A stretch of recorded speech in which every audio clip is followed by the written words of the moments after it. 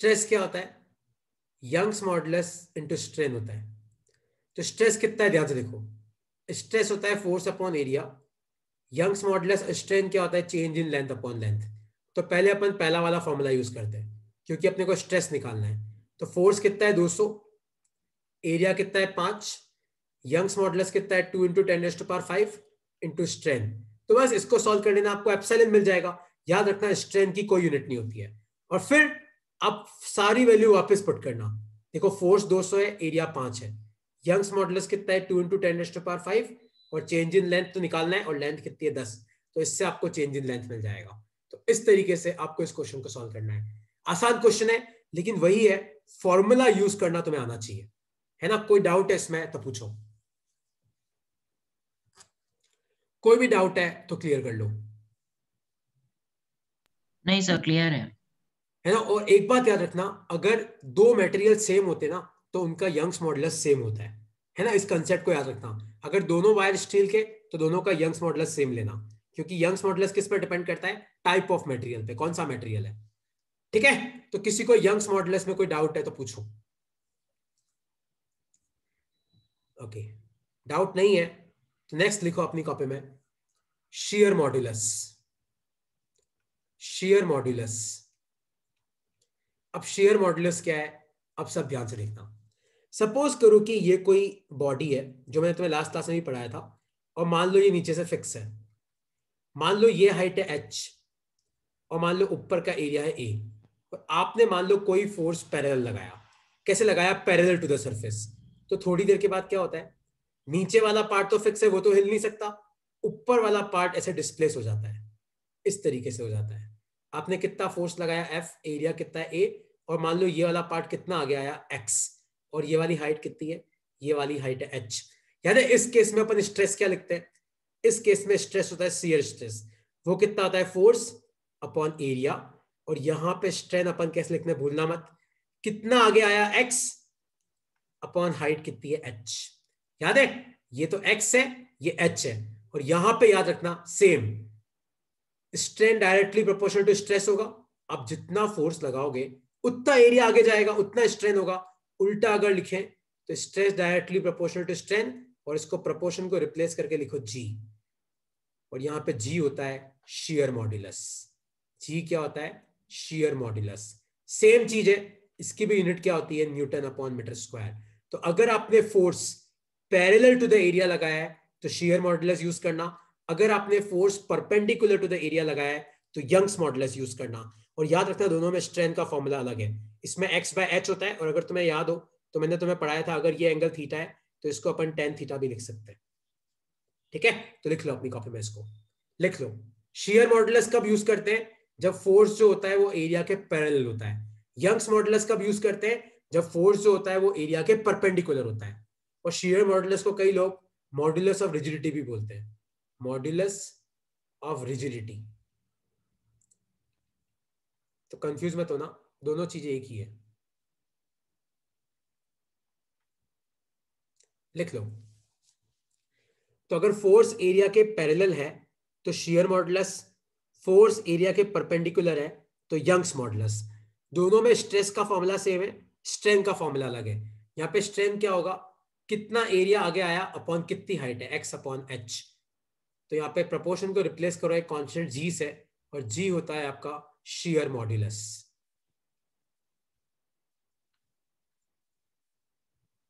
ठीक है? अब एक क्वेश्चन तुम्हें सॉल्व करना है, लिख लो इसको।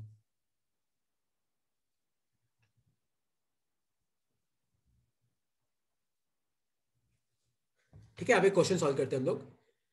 सर। एक मिनट। हाँ लिख लो, लिख लो। Okay, okay sir, done. ठीक है? अब एक क्वेश्चन तुम सॉल्व करो। क्वेश्चन है ये, सब सॉल्व करोगे कुछ क्वेश्चन को, है ना? सपोज करो कि ये कोई,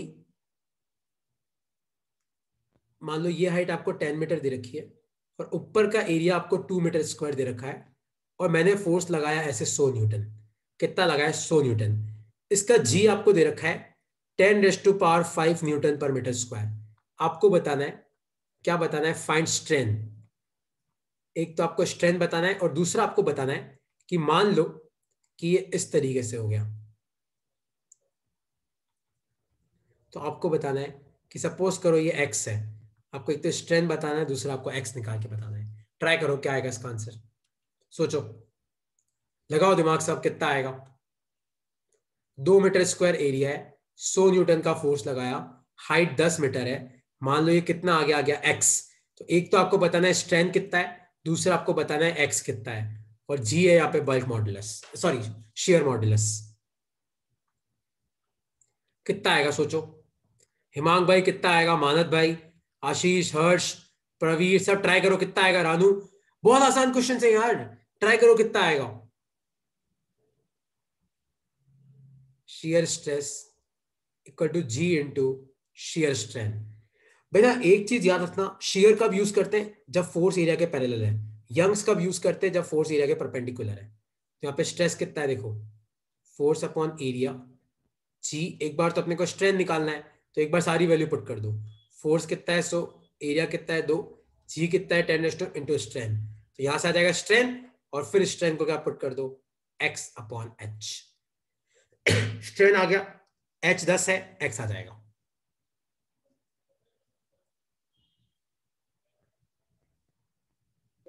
यस सर। क्लियर है, कोई डाउट? क्लियर है। डाउट है तो पूछो, कोई भी इसमें डाउट है तो क्लियर करो। आसान टॉपिक है, मैं कह रहा हूं बहुत आसान है, बट वही है, मैं बताऊं तुम्हें दिक्कत कहां होती है, मैं तुम्हें बताता हूं। जब तुम पेपर देने जाते हो ना, तो तुम कंफ्यूज रहते हो कि सर बल्क लगाना है कि एक और आएगा भी बल्क मॉडुलस, कि सर शेयर लगाना है, यंग्स लगाना है, कि बल्क लगाना है। तो समझना बहुत जरूरी कहां पे क्या लगाना है। और तीसरा वाला केस देखो अपनी कॉपी में, थर्ड है, लिखो अपनी कॉपी में, bulk modulus. Bulk modulus of elasticity, इसको डिनोट करता हूं मैं, तो बी से डिनोट करता हूं। तुम चेक करना तुम्हारे स्कूल में या फिर एग्जाम में चेक कर लेना वहां पे किससे डिनोट कर रखा है, बट लिखा होगा बल्क मॉडुलस।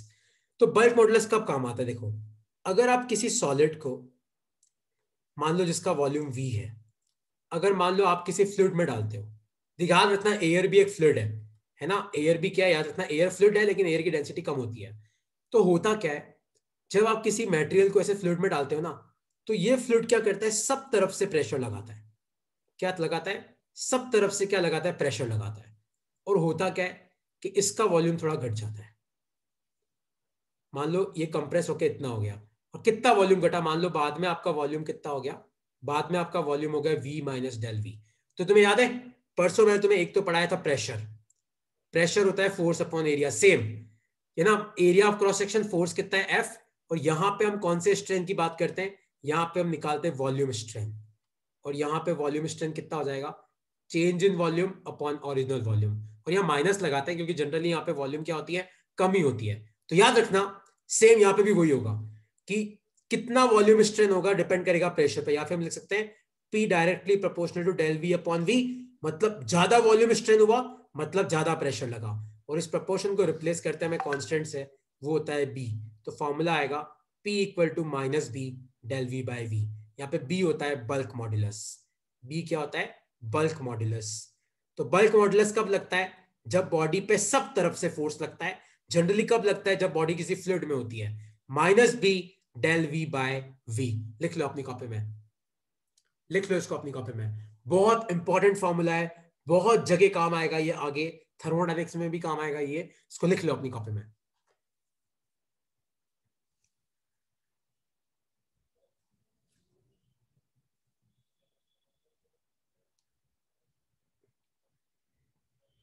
लिख लो इसको अपनी कॉपी में। P प्रेशर है, B bulk modulus, del V मतलब कितनी वॉल्यूम कम हुई, V मतलब इनिशियल वॉल्यूम थी कितनी। लिख लो इसको।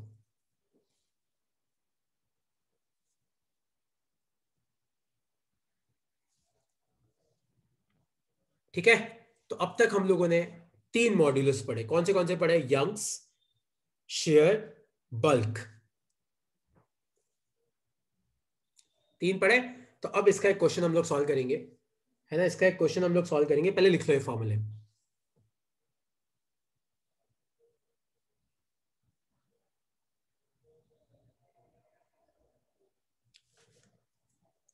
ठीक है, तो एक क्वेश्चन लिखो अपनी कॉपी में। क्वेश्चन है ये, सब मुझे सॉल्व करके बताओगे। सपोज करो कि ये एक स्फीयर है, और स्फीयर का रेडियस आपको दे रखा है 100 मीटर, और इस पे सब तरफ से फोर्स लग रहा है, और इस पे टोटल फोर्स लग रहा है 200 न्यूटन, और इसका जो बल्क मॉड्यूलस है वो आपको दे रखा है 3 × 10⁵ न्यूटन अपॉन मीटर स्क्वायर। तो आपको बताना है फाइंड डेल वी। आपको बताना है कि इसकी वॉल्यूम, देखो वॉल्यूम तो कम ही होने वाली है, आपको बताना है कि इसकी वॉल्यूम कितनी कम होगी। Find del V, change in volume. करो, ट्राई करो। रेडियस 100 मीटर है, ये एक स्फीयर है। अगर तुम्हें नहीं पता हो तो स्फीयर का जो क्रॉस सेक्शन एरिया होता है वो होता है 4πr², और स्फीयर की जो वॉल्यूम होती है वो होती है 4/3πr³।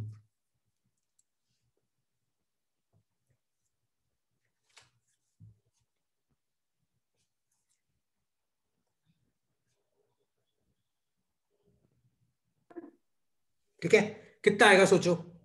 P = -B del V upon V।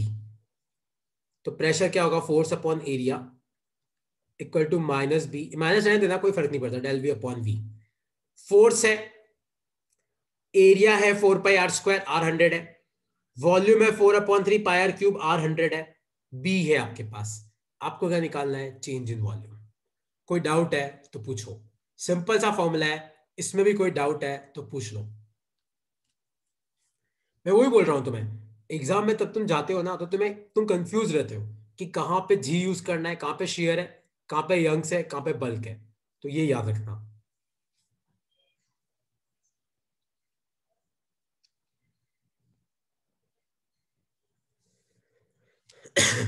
ठीक है, सबने लिख लिया तो मैं नेक्स्ट स्लाइड पे आता हूं।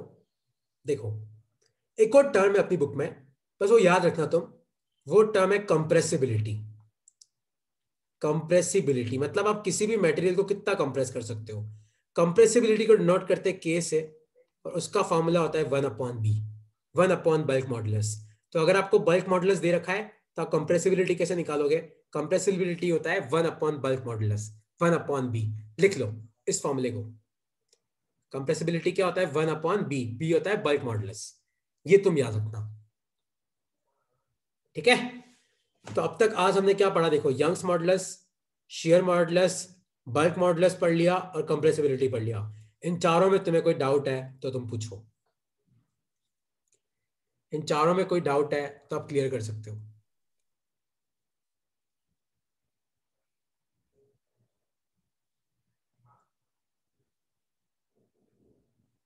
No sir. ओके, कोई डाउट नहीं है तो अब तुम ध्यान से देखो। नेक्स्ट लिखो अपनी कॉपी में, टॉपिक लिखो पॉइजन्स रेशो। और देखो पॉइजन्स रेशो होता क्या है। सपोज करो कि ये कोई मटेरियल है, समझो पहले एक बार। मान लो इसकी लेंथ है L, और मान लो इसका डायमीटर है D, और मान लो कि आप इस पे फोर्स लगा रहे हो, ऐसे एक फोर्स इधर, मतलब आप फोर्स लगा रहे हो। तो होगा क्या, तुम थोड़ी देर के बाद देखोगे ना, तो इसकी जो लेंथ है वो मान लो थोड़ी बढ़ गई, और लेंथ बढ़ेगी तो होगा क्या, एरिया घटेगा। तो मान लो कि इसकी लेंथ थोड़ी बढ़ गई, इसकी लेंथ कितनी बढ़ी, डेल एल। और मान लो कि इसका जो डायमीटर है, मान लो वो इसका डायमीटर थोड़ा घटा, मान लो डायमीटर कितना घटा, डेल डी। डायमीटर कितना घटा, पहले डी था, डायमीटर घट गया, कितना घटा, डेल डी। तो लेंथ तो अब कितनी हो जाएगी, लेंथ हो जाएगी तुम्हारी एल प्लस डेल एल, और डायमीटर कितना हो गया, डी माइनस डेल डी। ध्यान से सुनना, लेटरल स्ट्रेन क्या होता है लिखना अपनी कॉपी में, लेटरल स्ट्रेन। लेटरल स्ट्रेन का मतलब है कितना डायमीटर घटा अपॉन कितना डायमीटर था, माइनस लगाना। और लॉन्गिट्यूडनल स्ट्रेन क्या होता है, जो अपन ने पढ़ा वही। लॉन्गिट्यूडनल स्ट्रेन क्या होता है, कितनी लेंथ बढ़ी अपॉन ओरिजिनल लेंथ कितनी थी। और lateral strain upon longitudinal strain होता है पॉइजन्स रेशो। वो क्या होता है, पॉइजन्स रेशो। यहाँ पे लेटरल स्ट्रेन के आगे माइनस लगाना क्योंकि आपका डायमीटर घट रहा है। लॉन्गिट्यूडनल स्ट्रेन तो क्या होगा, डेल एल अपॉन एल। लिख लो अपनी कॉपी में इसको, लिख लो पॉइजन्स रेशो, लिख लो lateral strain upon longitudinal strain. Lateral मतलब आपका डायमीटर कितना घटा अपॉन ओरिजिनल कितना था, लॉन्गिट्यूडनल मतलब कितनी लेंथ बढ़ी अपॉन ओरिजिनल लेंथ कितनी थी।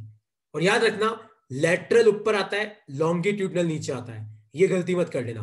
पॉइजन्स रेशो क्या होता है, माइनस ऑफ कितना डायमीटर चेंज हुआ अपॉन ओरिजिनल कितना डायमीटर था, और लॉन्गिट्यूडनल क्या होता है, कितनी लेंथ चेंज हुई अपॉन ओरिजिनल लेंथ क्या थी। इसको लिख लो अपनी कॉपी में, पॉइजन रेशो का फॉर्मूला।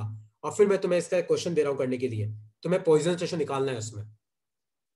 तो जब तुम रेशो की वैल्यू लिखो ना, तब नेगेटिव पॉजिटिव लगाने की जरूरत नहीं है। जैसे मान लो -0.6 आया तो 0.6 लिखने का। ठीक है, एक क्वेश्चन में तुम्हें दे रहा हूं, वापस सुनना। लेटरल स्ट्रेन मतलब कितना डायमीटर घटा अपॉन ओरिजिनल कितना डायमीटर था। लॉन्गिट्यूडनल स्ट्रेन मतलब कितनी लेंथ बढ़ी अपॉन ओरिजिनल लेंथ कितनी थी।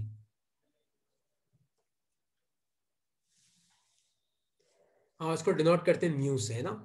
इसको डिनोट करते हैं न्यू से। ये फॉर्मूले पे वापस आ रहा हूं मैं, इस न्यू का क्या मतलब है इस पे आ रहा हूं। ठीक है, तो एक क्वेश्चन तुम सॉल्व करना, याद रखना। लेटरल ऊपर मतलब डायमीटर वाला ऊपर, लेंथ वाला नीचे। तो एक क्वेश्चन तुम सॉल्व करना।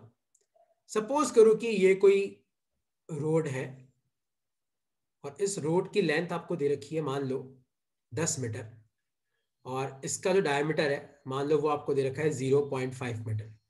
मैंने क्या किया, इस पे इधर भी फोर्स लगाया इधर भी फोर्स लगाया, और मैंने देखा कि थोड़ी देर के बाद ये जो रोड है, इस रोड की लेंथ बढ़ गई, और इस रोड की लेंथ हो गई 10.2 मीटर, और इसका जो डायमीटर था वो हो गया 0.4 मीटर। तो आपको बताना है कि बताओ पॉइजन रेशियो कितना होगा। ट्राई करो, क्या आएगा इसका आंसर।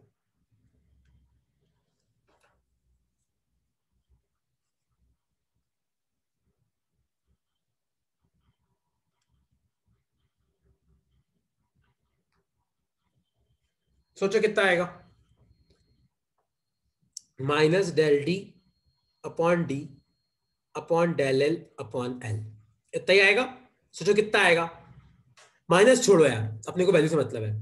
तो पहले 0.5 था, फिर 0.4 हो गया, तो डायमीटर कितना घटा 0.1, ओरिजिनल कितना था 0.5।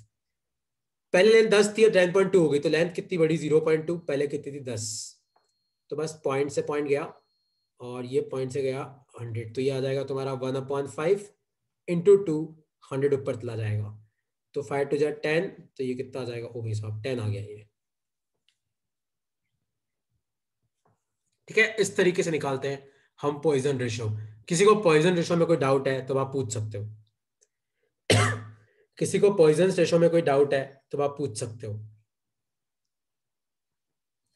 हर्ष, कोई डाउट है lateral strain upon longitudinal strain. Ranu, clear हुआ पक्का कि नहीं क्लियर हुआ। देखो अभी भी बोल रहा हूं, आसान है लेकिन सब फॉर्मूले तुम्हें याद रखने पड़ेंगे। ठीक है, एक है ना, तुम ये वाले फॉर्मूले लिख लो। वैसे अपनी बुक में नहीं है, लेकिन मैंने देखा कई लोग पूछते हैं कि शेयर मॉड्यूलस, ये म्यू लिख रहा है, बेसिकली जी होता है। बल्क मॉड्यूलस, ये बी लिखता हूं मैं, और ई मतलब आपका यंग्स मॉड्यूलस है। तो इनमें रिलेशन क्या है देखो, B equal to Y upon 3 1 - 2 nu. Nu आपका पॉइजन रेशो है। शेयर मॉड्यूलस को अपन जी से लिखते हैं, ये, और यंग्स मॉड्यूलस ऊपर आएगा, नीचे आएगा 2 1 प्लस न्यू। तो ये दोनों फॉर्मूले से याद कर लेना एक बार। वैसे तो नहीं आते, अपनी बुक में नहीं है, लेकिन फिर भी याद रख लेना कि अगर मान लो तुम्हें यंग्स मॉडुलस और पॉइजन रेशो दे रखा है, तो आप बल्क मॉडुलस निकाल सकते हो। तो बल्क मॉडुलस क्या होगा, Young's modulus upon 3 1 - 2 nu. Nu मतलब पॉइजन रेशो। और शेयर मॉडुलस और क्या रिलेशन है, तो शेयर मॉडुलस होता है G. G equal to Young's modulus तो ऊपर, Y upon 2 1 plus new.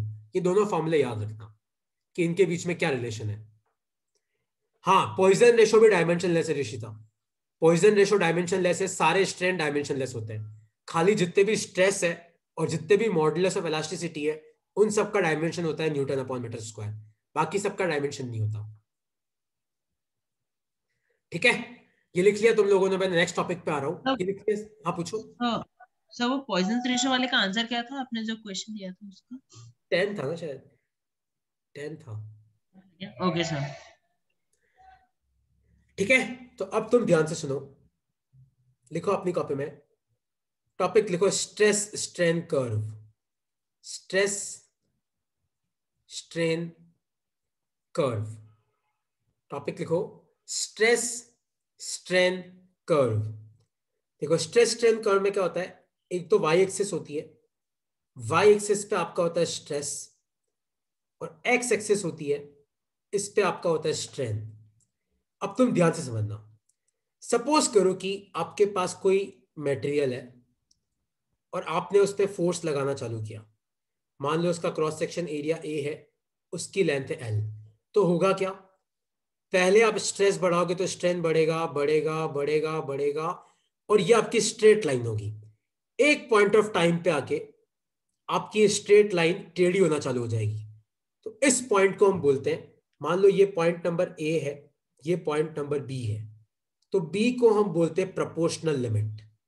B को हम बोलते हैं प्रोपोर्शनल लिमिट। प्रोपोर्शनल लिमिट का मतलब है कि ए से लेके बी तक आपका हुक्स लॉ फॉलो होता है।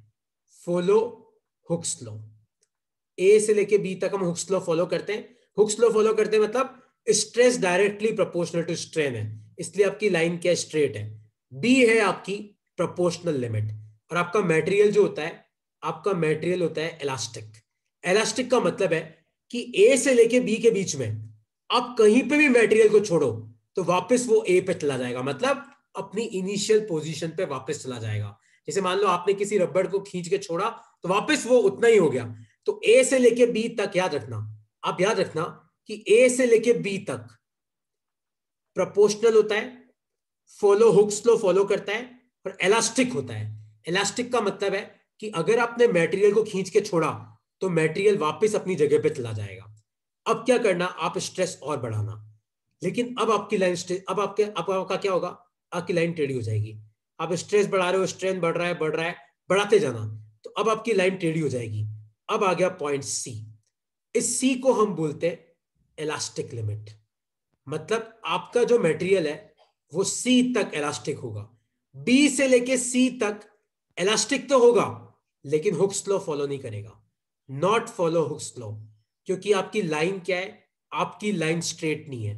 अगर आपकी लाइन स्ट्रेट होती है तभी हुक्स लॉ फॉलो करता है। तो ए से लेके बी तक हुक्स लॉ भी फॉलो करेगा, इलास्टिक भी है। बी से लेके सी तक इलास्टिक है, मतलब सी पे भी आप छोड़ोगे तो भाग के का चला जाएगा ए पे, लेकिन हुक्स लॉ फॉलो नहीं करेगा। अब आप क्या करो, स्ट्रेस और बढ़ाओ, स्ट्रेन और बढ़ेगा बढ़ेगा बढ़ेगा, और ये है पॉइंट डी।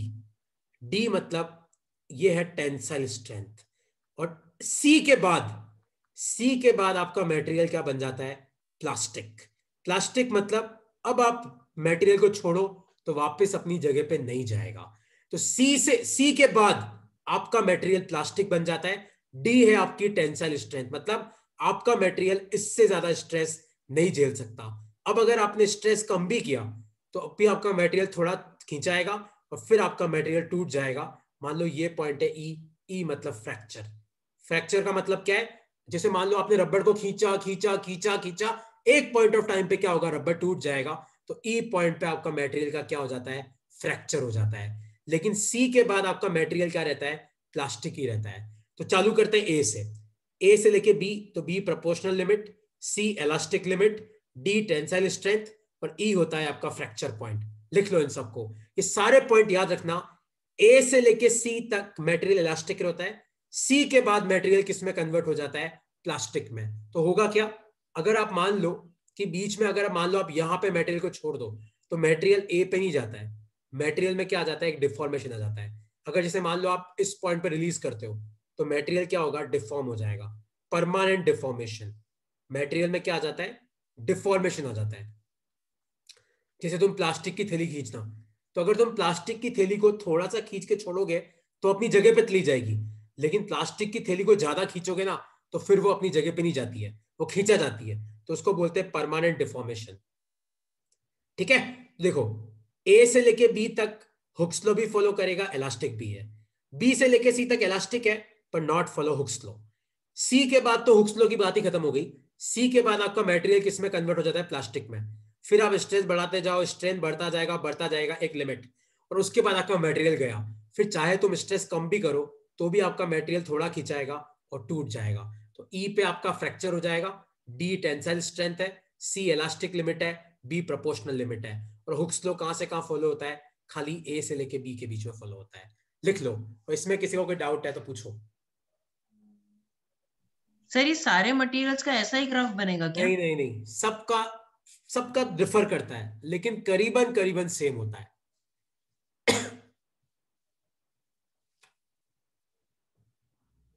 है ना। तो कोई तुम्हें पूछे कि मान लो मैंने इस पार्टिकल को यहां पे छोड़ा, इस जगह मैंने रिलीज किया, तो क्या वो ए पे जाएगा? नहीं। अगर आपने यहां पे छोड़ा तो आपका मटेरियल प्लास्टिक बन चुका है, फिर वो वापस अपनी जगह पे नहीं जाएगा, फिर आपका मटेरियल डिफॉर्म हो जाएगा थोड़ा।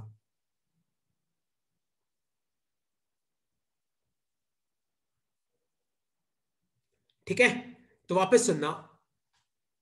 इलास्टिक लिमिट, सबसे पहले प्रोपोर्शनल लिमिट, फिर इलास्टिक लिमिट, फिर टेंसाइल स्ट्रेंथ, फिर फ्रैक्चर पॉइंट। ठीक है, अब दो तीन चीजें जल्दी जल्दी लिख लेना। ये वैसे भी मैं तुम्हें भेज दूंगा, इसका नोट भी मैं तुम्हें आज ही भेज दूंगा, ये डायग्राम तो मैं तुम्हें भेज ही दूंगा पीपीटी। एक दो चीजें इंपॉर्टेंट है कि क्लास खत्म होने वाली है, तो आप इस ध्यान से सुनना। अगर मान लो आपके एग्जाम में आए कि आपके पास दो स्ट्रेस स्ट्रेन कर्व है, एक ऐसा और मान लो एक ऐसा, और मैं पूछूं कि बताओ किसका यंग्स मॉडुलस ज्यादा है, तो मान लो कि ऊपर वाला मटेरियल ए है, नीचे वाला मटेरियल बी है। मान लो ऊपर वाला जो एंगल है वो है थीटा ए, और नीचे वाला एंगल है वो है थीटा बी। याद रखना, जिसका एंगल ज्यादा होगा उसका यंग्स मॉडुलस ज्यादा होगा। तो Young's modulus of A will be greater than Young's modulus of B, है ना। तो खाली तुम स्ट्रेस स्ट्रेन कर्व देख के बता सकते हो। जिसका ये वाला एंगल ज्यादा होगा ना, कौन सा? ये वाला एंगल। जिसका ये वाला एंगल ज्यादा होगा, जैसे नीचे वाले का कम है, ऊपर वाले का ज्यादा है, तो थीटा है ग्रेटर देन थीटा बी, तो ऊपर वाले का यंग्स मॉडुलस ज्यादा होगा, नीचे वाले का यंग्स मॉडुलस कम होगा। और याद रखना, ये ए की टेंसाइल स्ट्रेंथ है, ये बी की टेंसाइल स्ट्रेंथ, मतलब ऊपर ही ऊपर वाला पॉइंट। तो किसकी टेंसाइल स्ट्रेंथ ज्यादा है? ए की। किसकी कम है? बी की। याद है, टेंसाइल स्ट्रेंथ मतलब टॉप मोस्ट पॉइंट। ये याद रखना, कंसेप्ट है ये इंपॉर्टेंट। खाली तुम कर्व देख के बता सकते हो कि किसका यंग्स मॉडुलस ज्यादा होगा और किसका कम होगा। Okay sir. ठीक है, और एक लास्ट लिख लो, बस ये लास्ट लिख लो। सपोज करो कि मैं तुम्हें बोलूं कि एक मटेरियल का जो स्ट्रेस स्ट्रेन कर्व है वो ऐसा है, और एक मटेरियल का स्ट्रेस स्ट्रेन कर्व ऐसा है, तो बताओ इसमें से कौन सा डक्टाइल है और कौन सा रिजिड है। डक्टाइल मतलब देखो, इसका टेंसाइल स्ट्रेंथ यहां होगा और फ्रैक्चर यहां पे होगा। तो अगर ये दोनों पॉइंट दूर दूर है तो मतलब ये आपका मटेरियल कैसा है? डक्टाइल है। डक्टाइल मतलब आप इसको और खींच सकते हो। और नीचे वाले में देखो, आपका टेंसाइल स्ट्रेंथ यहाँ, फ्रैक्चर पॉइंट यहाँ, तो ये आपका फ्रेजाइल है। फ्रेजाइल मतलब कांच के जैसा, थोड़ा सा फोर्स लगाया और टूट गया। तो अगर आपका टेंसाइल स्ट्रेंथ और फ्रैक्चर पॉइंट पास पास है तो फ्रेजाइल, और अगर दूर दूर है तो क्या होता है? डक्टाइल होता है। ये याद रखना। ठीक है, तो नेक्स्ट क्लास में बेसिकली हम इसके कुछ क्वेश्चंस करेंगे और एक आध टॉपिक इसका बचा है वो करेंगे, और फिर नेक्स्ट क्लास में हम चालू करेंगे प्रॉपर्टी ऑफ फ्लूइड्स। ठीक है, अब तुम्हारा काम क्या है ध्यान से देखना। अब तक जो मैंने इस चैप्टर में पढ़ाया उसका मैं तुम्हें आज टेस्ट भेज रहा हूँ। वो टेस्ट पीडीएफ पासवर्ड लॉक्ड होगा, मतलब उसमें पासवर्ड होगा। तो जब भी तुम रेडी हो तो पासवर्ड भेज देना। अराउंड 45 मिनट्स का एमसीक्यू और प्लस डिस्क्रिप्टिव टेस्ट है, तो जिसको खाली एमसीक्यू देना है वो खाली एमसीक्यू दे सकता है। वैसे मैं चाहूंगा कि तुम दोनों कंबाइन देना, एमसीक्यू और डिस्क्रिप्टिव। अब तक जो मैंने पढ़ाया उसका, किसका? सारे मॉडुलस, सारे स्ट्रेस, सारे स्ट्रेन, स्ट्रेस स्ट्रेन कर्व। आज या कल सुबह मैं तुम्हें पीडीएफ भेज दूंगा, तो कल शाम तक तुम्हें सबमिट करना है। ठीक है, और कुछ डाउट है तो पूछो। सर सर वो क्वेश्चन ये था कि एक जैसे एक लकड़ी है और एक स्टील है, तो उनमें से जैसे बोलते हैं कौन सा ज्यादा इलास्टिक है, तो साइंटिफिकली क्या होगा? देख, मतलब मैं एकदम ऐसे अचानक आंसर नहीं कर सकता। देख, यंग्स इलास्टिक का मतलब होता है कि किसका यंग्स मॉडुलस ज्यादा है। यंग्स मॉडुलस का मतलब है, मान ले मैं वुड पे और स्टील पे दोनों पे बराबर फोर्स लगाऊं, है ना। मान हाँ। ले कि मैं वुड पे, तो देख, यंग्स मॉडुलस किसके इनवर्सली प्रोपोर्शनल होता है? स्ट्रेंथ में। तो जिसका स्ट्रेंथ कम होगा उसका यंग्स मॉडुलस ज्यादा होगा, मतलब वो ज्यादा इलास्टिक है। तो अगर तू वुड पे अच्छा। लगाएगा और स्टील पे लगाएगा तो चेक कर, दोनों पे बराबर फोर्स लगा, तो वुड में क्या होगा? थोड़ा सा फोर्स लगाएगा वुड टूट जाता है ना। तो हिसाब से वुड ज्यादा इलास्टिक निकल के आता है फिजिक्स के हिसाब से। लेकिन रियलिटी में हम्म। तुम्हें भी पता है, मुझे